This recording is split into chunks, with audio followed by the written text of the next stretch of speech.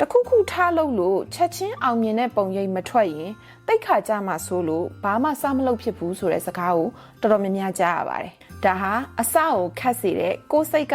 ကိုချီနှောင်ထားတဲ့ blog တစ်ခုဖြစ်ပါတယ်ဒီလိုမျိုးခံစားရတဲ့သူတွေရှိရင်ပြောချင်တဲ့အချက်၃ခုရှိပါတယ်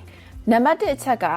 ကိုယ့်ရဲ့အောင်မြင်ခြင်းကြဆုံခြင်းကိုကင်းဆောင်တယ်လို့ထိုင်ပြီးတော့စောင့်နေတာတလောကလုံးမှာကိုတယောက်တည်းပဲရှိပါတယ်ကိုတခုခုစလုပ်လိုက်ရင်အဲ့ဒီလှုပ်လိုက်တဲ့အရာဟာဘလောက်အောင်မြင်လဲဘလောက်ကြဆုံးမလဲဆိုတာကိုအားလုံးကစောင့်ကြည့်နေကြမှာပဲလို့တွေးစရာရှိပါတယ်ဒါပေမဲ့တကယ်ကအဲ့လိုမဟုတ်ပါဘူးကိုဘလို့အောင်မြင်နေကြဆုံးနေဆိုတာကိုလောက်ဘယ်သူမှစိတ်ဝင်စားပါဘူးအဲ့တော့အများကြီးမတွေးပါနဲ့နံပါတ်1အချက်အနေနဲ့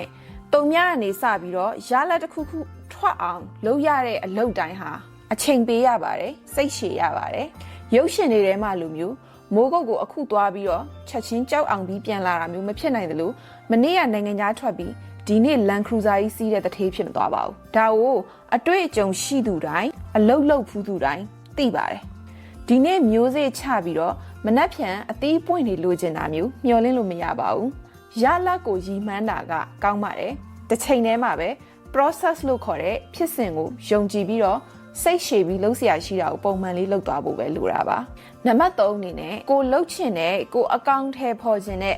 brand တစ်ခုလုပ်ငန်းတစ်ခု page တစ်ခုရှိတယ်ဆိုရင်ဒီအကြောင်းကိုခေါင်းထဲမှာကြီးပဲအမြဲတမ်းတွေးမနေပါနဲ့ scratch book လေးထားပြီးတော့ချရေးပါ plan ဆွဲပါဒီ scratch book ဟာကိုယ့်ရဲ့အစဖြစ်ပါတယ်ခေါင်းထဲမှာတွေးတဲ့အတွေးတွေကမြင်လို့ရတဲ့ဖတ်လို့ရတဲ့စာတွေဖြစ်လာတဲ့အခါစကားလုံးတွေဖြစ်လာတဲ့အခါပို့ပြီးတော့ clear ဖြစ်လာတဲ့ရှင်းလင်းပြတ်သားလာတဲ့အတွက်ကြောင့်မို့ယုံကြည်မှုပို့ပြီးတော့ရှိလာပါလိမ့်မယ်။ဘာလုပ်ငန်းပဲလုပ်လို့ဘလို့ brand ပဲတိဆောက်သည်ဖြစ်စေဘလို့ page မျိုးပဲစပြီးတော့ထောင်ကျင်သည်ဖြစ်စေဒီ scratch book ထဲမှာပထမဆုံးချရေးရမှာဟာ value proposition ဖြစ်ပါတယ်။ဈေးကွက်ထဲမှာဒီလုပ်ငန်းကဒီ brand ကဘာဖြစ်လို့လိုအပ်တာလဲငါကဘာတွေပေးနိုင်လို့လဲဒီအချက်ကိုမပေးနိုင်ဘူးဆိုရင်ဘယ်လုပ်ငန်းပဲဖြစ်ဖြစ်ဘယ် brand ပဲဖြစ်မလာပါဘူးဒါအခြေခံပါပဲဈေးကွက်ကလူတွေကလိုအပ်ဖို့လိုတာပါ